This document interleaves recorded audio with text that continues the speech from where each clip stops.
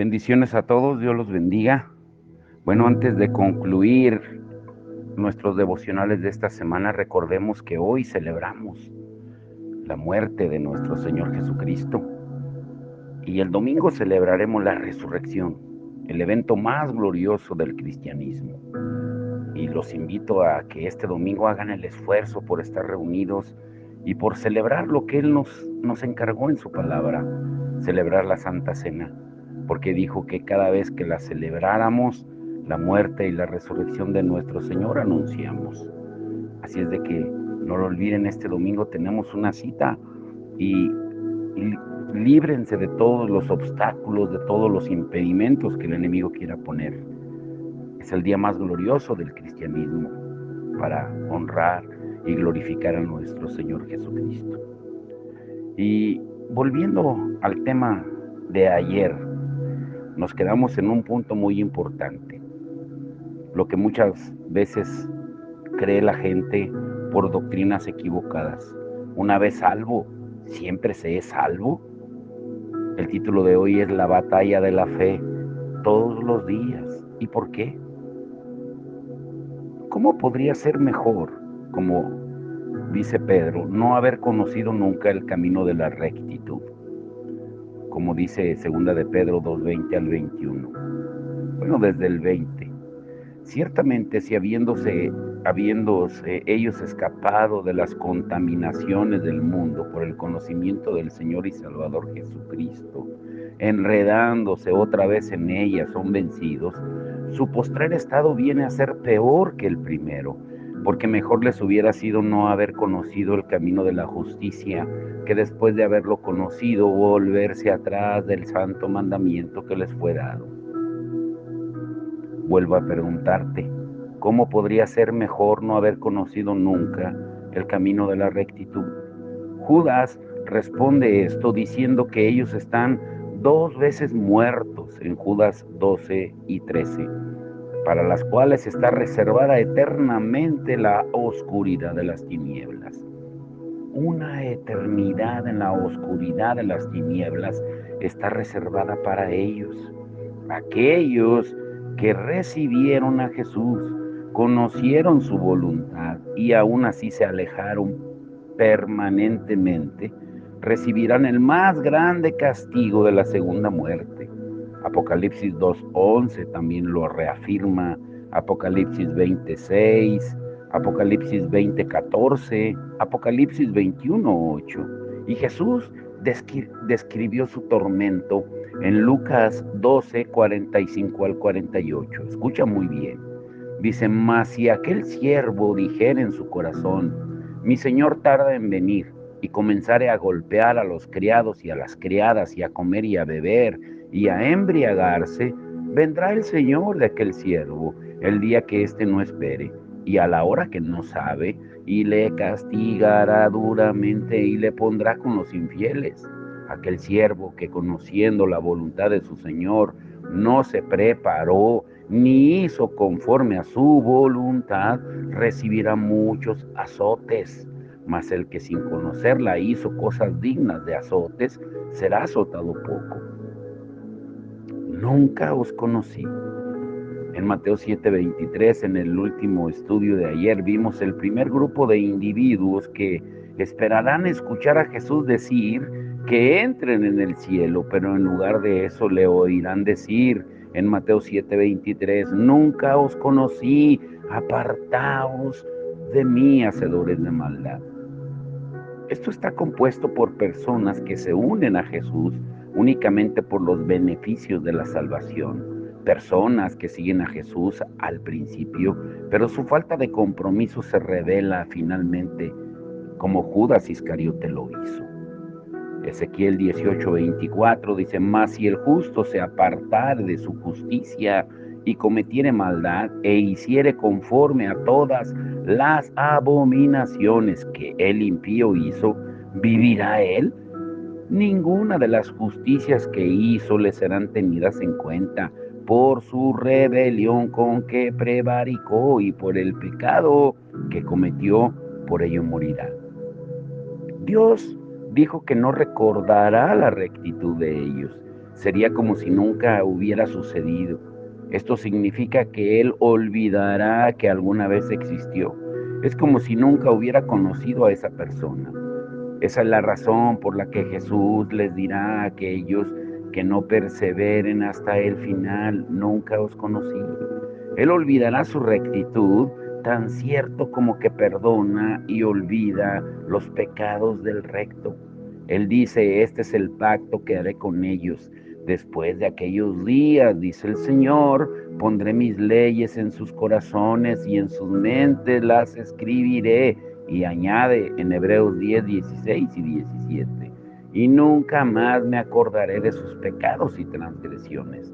Dios se rehúsa a recordar nuestros pecados. El diablo lo hace y nos acusa, pero Dios declara: no tengo memoria de los pecados de los que los acusas. A los ojos de Dios es como si nunca hubiésemos pecado.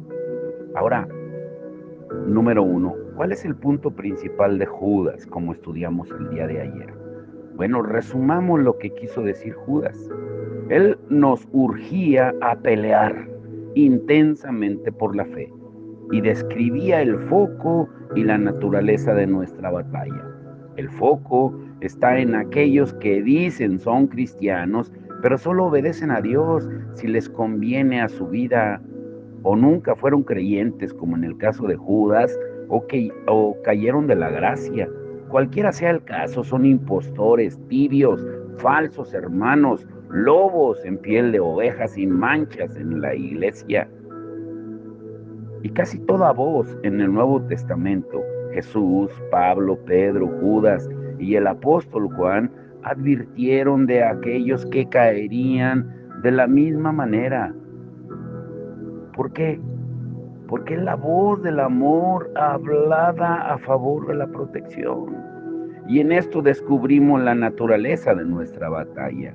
Evitar que nosotros y aquellos bajo nuestros cuidados caigan en el mismo estado de los que están en desobediencia. Después que Judas advirtió de aquellos que pervertirían la gracia de Dios, nos dio una fuerte exhortación protectora en Judas 20 y 21. Pero vosotros, amados, edificando sobre vuestra santísima fe, orando en el Espíritu, conservaos en el amor de Dios. Debemos guardarnos en el amor de Dios. Recuerda, aquellos que aman a Dios son obedientes a Él, dice Juan 14:15. Y Judas advierte de los gérmenes de desobediencia que se filtran en su vida. También Pablo dice en 1 Corintios 5-6. Y como decíamos ayer, la desobediencia es contagiosa. Si estás tú cerca de una persona con una enfermedad contagiosa, su propia resistencia será finalmente derribada y tú caerás presa de ello. Es lo mismo con la desobediencia, pero las palabras de Dios de advertencia e instrucción son como inyecciones, como vacunas inmunizantes. Y ellas aumentan nuestra inmunidad y resistencia al virus de la desobediencia. Por ejemplo, supón que una enfermedad muy contagiosa se está esparciendo por tu comunidad, pero hubiera solo un antídoto para prevenir el contagio de la enfermedad. ¿Inmunizarías tú a tus niños y les enseñarías los cuidados de salud preventivos? Claro que sí. Les proporcionaríamos la protección del antídoto y les educaríamos para prevenir la propagación de la enfermedad. Aún así, el Señor y aquellos que escribieron su palabra han ido lejos para advertirnos de las contagiosas enfermedades, de la tibieza y la desobediencia. Y escucha la advertencia dada a la iglesia en Asia. Hechos 20, 28-31. Por tanto, mirad por vosotros y por todo el rebaño en que el Espíritu Santo os ha puesto por obispos, para apacentar la iglesia del Señor, la cual Él ganó por su propia sangre. Porque yo sé que después de mi partida, entrarán en medio de vosotros lobos rapaces, que no perdonarán al rebaño. Y de vosotros mismos se levantarán hombres que hablen cosas perversas para arrastrar tras sí a los discípulos. Por tanto, velad, acordándoos que por 3 años, de noche y de día, no he cesado de amonestar con lágrimas a cada uno. Escucha lo que dice, mirad. Es una advertencia que repetía noche y día y rogando con lágrimas durante 3 años. Él quería guardar a sus hijos espirituales de la enfermedad de la desobediencia. Les dijo que vendrían lobos en medio de ellos. Jesús comparó a los falsos profetas que entran en la iglesia con lobos vestidos en ropa de ovejas, en Mateo 7:15. Hablan como cristianos, pero pueden ser reconocidos por sus frutos, en Mateo 7:16. Los lobos entran fácilmente en un rebaño cuando el pastor no está protegiéndolos, y con frecuencia queremos escuchar solo mensajes de ánimo y positivos. Y sin embargo, Pablo dejó claro que para poder predicar totalmente el Evangelio, debemos advertir tanto como animar. Al hacer esto, presentaremos a todo hombre perfecto en Cristo Jesús, como dice Colosenses 1:28. Entender y obedecer las advertencias de la Biblia de parte de Dios son elementos clave en la terminación de nuestra experiencia en Cristo. David se dio cuenta del valor de los preceptos de Dios y así los describió en el Salmo 19, versos 9 y 11. El temor de Jehová es limpio, que permanece para siempre. Los juicios de Jehová son verdad, todos justos. Deseables son más que el oro y más que mucho oro refinado, y dulces más que miel y que la que destila del panal. Tu siervo es además amonestado con ellos. En guardarlos hay grande galardón. Para el creyente maduro, todo el consejo de la palabra de Dios es dulce, incluyendo sus advertencias. Existe una gran recompensa para aquellos que las guardan. Los ministros están llamados no solo a alimentar las ovejas de Dios, sino también a protegerlas. Debemos advertir de las trampas del enemigo. Muchos ministros se han apartado de advertirle a su pueblo porque piensan que es un mensaje muy duro, negativo. Pero no es negativo, sino preventivo, porque salva vidas e iglesias. Ciertamente Jesús no es negativo. Sin embargo, él dijo en Mateo 24:4, mirad que nadie os engañe. Una vez más, les encargó a sus discípulos en Marcos 8:15, mirad, guardaos de la levadura de los fariseos y de la levadura de Herodes. El germen contagioso de los fariseos era el legalismo que lleva a la hipocresía. El de Herodes era la desobediencia, el estilo de vida carnal que también lleva a la hipocresía. Y estas dos son dos enfermedades contagiosas que pueden atacar a una persona desprevenida y llevarla a un estilo de vida desobediente.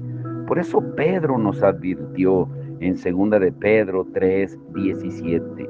Así que vosotros, oh amados, sabiéndolo de antemano, guardaos, no sea que arrastrados por el error de los inicuos, caigáis de vuestra firmeza. Escucha muy bien lo que está diciendo. Cuando una persona no se advierte, finalmente puede caer de su firme obediencia por el error de aquellos que ya han caído. Por eso recordemos las palabras de Ezequiel 3:7-9. En esta nueva versión internacional dice, pero el pueblo de Israel no va a escucharte porque no quiere obedecerme. Todo el pueblo de Israel es terco y obstinado. No obstante, yo te haré tan terco y obstinado como ellos. Te haré inquebrantable como el diamante, inconmovible como la roca. No les tengas miedo ni te asustes, porque más que sean un pueblo rebelde.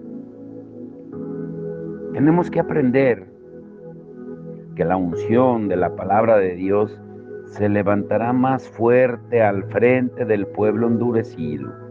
Mientras más dura el pueblo, más fuerte el mensaje profético. Sin embargo, es por causa del amor y la restauración, no por castigo. Con frecuencia hace falta un buen golpe de martillo para quebrar un corazón endurecido. Dios dice en Jeremías 23:29, ¿no es mi palabra como fuego, dice Jehová, y como martillo que quebranta la piedra?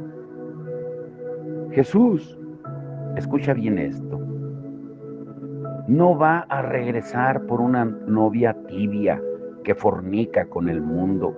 Él viene por una novia consagrada, no manchada por el mundo. Y te pregunto, y escucha bien esta pregunta, ¿tú te casarías con alguien que te dijera, bueno, te voy a ser fiel 365 días al año, pero dame un solo día para salir con mis antiguos amantes? ¿Qué le dirías? Pues claro que no, pues Jesús tampoco. Él no viene por una iglesia que ha reservado una porción de su corazón para el mundo. No te engañes, no te contamines, no te infectes con la sutileza de la desobediencia. No te apartes de tu postura firme para ser llevado lejos. Por eso te reto a leer la Biblia a la luz de lo que el Espíritu de Dios ha revelado por medio de los estudios que estamos llevando. Tú y yo jamás le podremos prohibir el paso al enemigo, cerrarle la puerta a Satanás si no somos obedientes, no perfectos. Por eso estos mensajes pueden llevarte a una nueva dimensión de obediencia, pero encierra una riqueza de sabiduría que guardará el gozo eterno en cada uno de nosotros. Necesitamos entender la palabra de Dios. Necesitamos entender que Dios es misericordioso, maravilloso, poderoso. No podemos engañarnos, no podemos estar jugando a la iglesia. Necesitamos entender que Dios es grande y maravilloso. Hoy es el día en que debemos de entenderlo. Pero, ¿qué haremos? ¿Qué haremos? Esa es la pregunta. Ahora escucha este punto. ¿Cuál es el camino al éxito? Si te preguntara a ti, ¿cuál es el camino al éxito? ¿Qué dirías? En el mundo te dirían muchas cosas. Que el camino al éxito es esforzarte, trabajar mucho, afanarte por todo. Pero, ¿qué nos dice la palabra? El orgulloso culpa a todos mientras se excusa a sí mismo. Pero la humildad es el camino al éxito. Una persona es más susceptible de caer cuando está haciendo algo bien, cuando alcanza un nivel de éxito. Es fácil olvidar la gracia que le llevó ahí. Puesto que esto es cierto, debemos ser revestidos, dice Pedro, en 1 de Pedro 5:5, de humildad. Porque Dios resiste a los soberbios y da gracia a los humildes. Por eso permanece humilde, o de otra manera serás humillado. Hay una historia en el Antiguo Testamento de un rey, Usías, un descendiente del rey David, que fue coronado rey a la edad de 16 años. Al principio buscó a Dios diligentemente. Tú también lo harías si te hicieran rey de una nación a la edad de 16 años. Lo más probable es que él estuviera abrumado y humillado por la magnitud del tamaño de la responsabilidad. Pero dice segunda de Crónicas 26:5, en esos días que buscó a Jehová, él le prosperó. Dado que descansaba en Dios absolutamente, la palabra dice que fue muy bendecido. Hizo guerra contra los filisteos, derrotándolos en numerosas ciudades, así como a los árabes, a los meunitas y amonitas, y bajo su mando la nación se fortaleció tanto económicamente como militarmente. Había abundancia de prosperidad bajo su liderazgo y todo ese éxito era resultado de la gracia de Dios sobre su vida. Pero con el tiempo algo cambió. Su humildad fue reemplazada por la confianza en sí mismo. Dice segunda de Crónicas 26:16, mas cuando ya era fuerte, su corazón se enalteció para su ruina, porque se rebeló contra Jehová su Dios, entrando en el templo de Jehová para quemar incienso en el altar del incienso. Y ese no fue un momento de debilidad, sino que cuando Usías era fuerte, fue que su corazón se alzó orgulloso. Y a medida que inspeccionaba la prosperidad y el éxito que rodeaba todo su dominio, su corazón dejó de buscar al Señor. Ahora él podía hacerlo por su cuenta. Él sabía cómo. Se sentía muy sabio, muy fuerte, como muchos hoy en día lo hacen.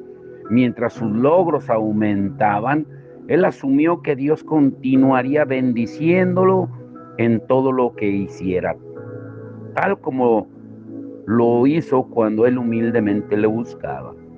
Pero su orgullo y su alzamiento, su prepotencia, no sucedió de la noche a la mañana, pero puede sucederle fácilmente a cualquiera. La mayoría de la gente en el reino de Dios que ha caído, no lo ha hecho en el tiempo de sequía, de prueba, sino en el tiempo de abundancia. ¿Sí lo escuchaste bien? Ese es un patrón en el que caen muchos cristianos. Cuando son salvos, tienen hambre por conocer al Señor en todos sus caminos. Su humildad es evidente porque le buscan y confían en Él para todo. Llegan a la iglesia con hambre en sus corazones. Señor, quiero conocerte, quiero servirte. Se someten a la autoridad directa y delegada de Dios. Pero después que han acumulado conocimiento y se han pulido a través de la experiencia y son bendecidos, sus actitudes cambian. Y ahora, en lugar de leer la Biblia con la intención de Señor, revélame y revélame tus caminos, lo utilizan para apoyar su doctrina, leyendo lo que creen en lugar de creer lo que leen. Y ya no escuchan la voz de Dios en la voz de su pastor. En lugar de eso, cruzan sus brazos y se recuestan en una actitud de vamos a ver qué me va a enseñar este. Se creen expertos en las escrituras, pero han perdido su ternura y humildad de corazón. La gracia para servir a Dios ahora disminuye. Primera de Corintios 8:1 dice, sabemos que todos tenemos conocimiento, pero el conocimiento envanece, pero el amor edifica. El amor no busca lo suyo, sino que pone su vida por el prójimo y por aquellos que es llamado a servir. Y por Dios, claro. El orgullo busca lo suyo detrás de una máscara de religión. Dios explicó que el conocimiento ganado sin amor resulta en orgullo. Ahora, escucha muy bien esto. Ay, Señor, hay dos fuerzas que se fortalecen mutuamente. Cuando el orgullo entró en el corazón del rey Usías, ¿se hizo más o menos religioso? La respuesta es asombrosa. Se hizo más religioso. Su corazón fue levantado y él entró al templo para ejecutar su así llamada adoración. O sea, el orgullo y el espíritu religioso van de la mano. El espíritu religioso hace que una persona piense que es humilde debido a su apariencia de espiritualidad. Y la verdad es que es orgullosa. El orgulloso permanece atado al espíritu religioso porque es demasiado prepotente para admitir que tiene tal espíritu. Y esa es una razón por la que el orgullo está también camuflajeado en la iglesia. Se esconde detrás de una máscara religiosa, carismática, pentecostal, evangélica o de cualquier índole. Y dice la historia de Usías que Azarías, un sacerdote, y otros 80 sacerdotes del templo entraron al santuario donde Usías estaba quemando incienso y lo confrontaron, a pesar de que era el rey. Y le dijeron en segunda de Crónicas 26:18, no te corresponde a ti, oh Usías, el quemar incienso a Jehová. Sal del santuario porque has prevaricado y no te será para gloria delante de Jehová Dios. Pero, ¿cuál fue la respuesta de Usías cuando los sacerdotes lo confrontaron? Dice segunda de Crónicas 26:19. Entonces Usías, teniendo en la mano un incensario para ofrecer incienso, se llenó de ira, y en su ira contra los sacerdotes, la lepra le brotó en la frente delante de los sacerdotes en la casa de Jehová, junto al altar del incienso. Usías se enojó. El orgullo siempre se va a justificar a sí mismo. Esa autodefensa va junto con rabia. La persona orgullosa culpa a todos los demás mientras se excusa a sí misma. Usías dirigió su ira a los sacerdotes, pero el problema estaba en lo profundo de su corazón, dentro de su propio pecho. El orgullo cegó sus ojos y en lugar de humillarse permitió que la ira, el enojo, la rabia encendiera su orgullo. Y la lepra brotó sobre su frente, donde todos pudieran verla. En este caso, la lepra era una manifestación externa de una condición interna. La lepra en el Antiguo Testamento es un tipo del pecado en el Nuevo Testamento. Es un comentario triste pero verdadero que mucha gente poderosa ha caído en pecado en la iglesia. Un ejemplo es el pecado sexual. Uy, no se imaginan la cantidad de ministros que han caído por esto. La raíz no es el pecado mismo, sino el orgullo por sentirse intocables.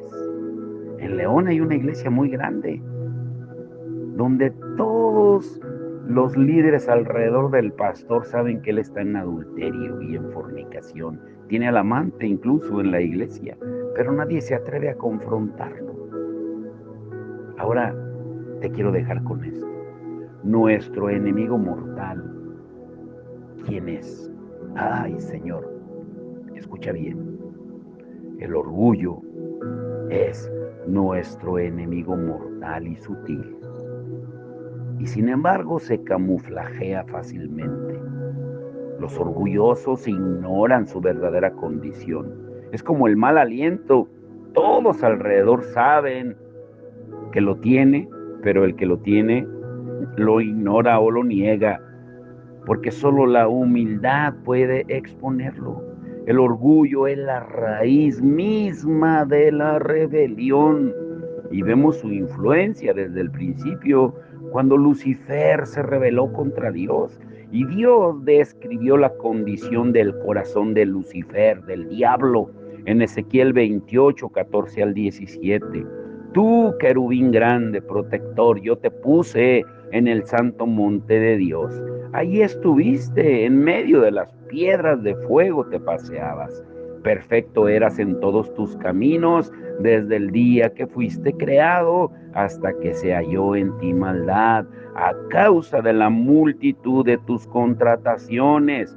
Fuiste lleno de iniquidad y pecaste, por lo que yo te eché del monte de Dios y te arrojé de entre las piedras del fuego.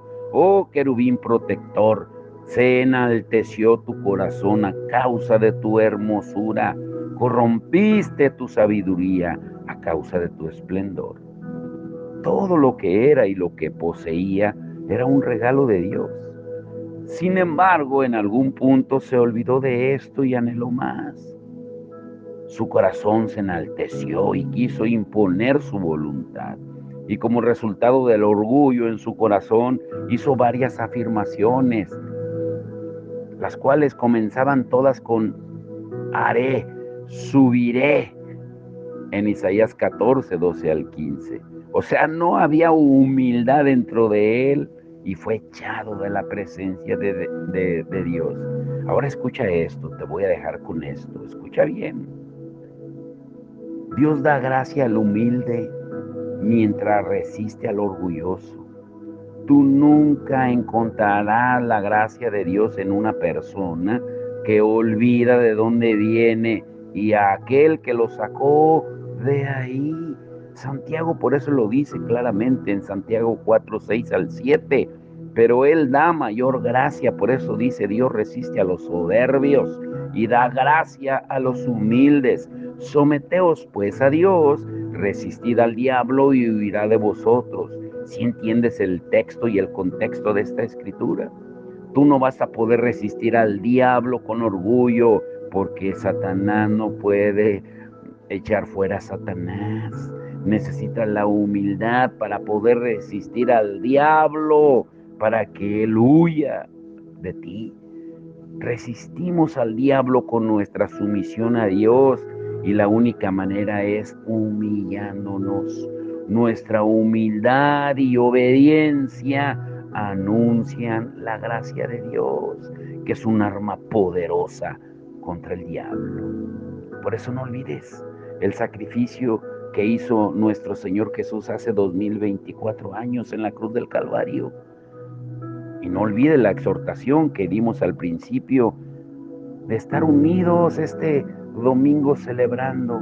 Y el título del domingo no podría ser otro que este: la mayor revolución, la resurrección. La mayor revolución que ha existido en la historia es la resurrección de Cristo Jesús. Su victoria en la cruz, en la tumba y en la muerte. Y aunque nos pongamos tristes, escucha bien esto, cuando un ser querido muere en Cristo, la muerte ya ha sido vencida y solo es una transición, una puerta de entrada a la vida eterna. Así lo entendieron los primeros cristianos. Ahora te dejo con esta pregunta. ¿Tú sabías que durante los primeros 300 años de la Iglesia de Cristo o del cristianismo no había representaciones de la cruz en ningún lugar? ¿Cómo? Entonces, ¿en qué creían? Escúchalo bien, te lo diré otra vez. Yo sé que si no lo entiendes puede crear confusión.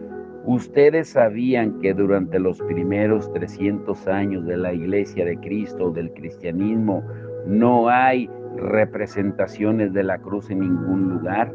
¿Por qué? Te diré la respuesta para animarte a que no faltes este domingo a tu iglesia. Los creyentes vivían adorando a Jesús porque sabían que estaba vivo. Sabían que la cruz era parte del plan de Dios para nuestra salvación. Él no seguían a un Mesías crucificado, sino a un Mesías vivo. Pero les costó aprender la lección. ¿Pero cómo lo hicieron? El domingo lo sabremos. No olvides, la mayor revolución, la resurrección de Cristo. Porque si Cristo no resucitó, pues en vano es nuestra predicación. Padre, en el nombre de Jesús te damos toda la gloria por estos días maravillosos de reflexión, de unidad, porque podemos ver tu mano, Señor. Cómo estás uniendo, Señor, a todos los ministros, todos los pastores, líderes de aquí, de Salamanca, de los alrededores, Señor, porque algo glorioso, poderoso viene. Se puede sentir en la atmósfera. El tiempo de Salamanca llegó, Señor, porque donde abunda el pecado, sobreabunda la gracia. Y te damos gloria por eso, porque tú hayas puesto tus ojos en Salamanca, donde ha sido el epicentro de tanta maldad, ahora será el epicentro de tanta gloria, Señor, porque solamente tú lo puedes hacer. Señor, y que este domingo celebremos, conmemoremos, Señor, a través de la Santa Cena, que hagamos memoria del sacrificio que tú hiciste en la cruz del Calvario. Quita todo obstáculo, Señor, de todos los hermanos y hermanas, y aún, Señor, de aquellos que no te conocen, que tu Espíritu Santo les convenza para que estemos reunidos adorándote, exaltándote y celebrando tu victoria en la cruz del Calvario, Señor, porque la tumba está vacía y adoramos a un Dios vivo y poderoso. Que sean servicios gloriosos de exaltación y de poder en todo el mundo, Señor, porque la iglesia es una, somos un cuerpo donde somos diferentes miembros que estamos posicionados en diferentes partes. La mano no le puede decir al pie que no lo necesita, donde tú eres la cabeza del cuerpo, Señor, y que todo el cuerpo unido exaltemos al único que es digno de alabanza, de gloria, de honra, aquel que venció a la muerte y que exhibió públicamente todo principado y potestad, porque tú ya venciste, Señor. Por eso somos más que vencedores en Cristo Jesús. Te damos toda la gloria y la honra en el nombre de nuestro Señor y Salvador Jesucristo. Amén y amén.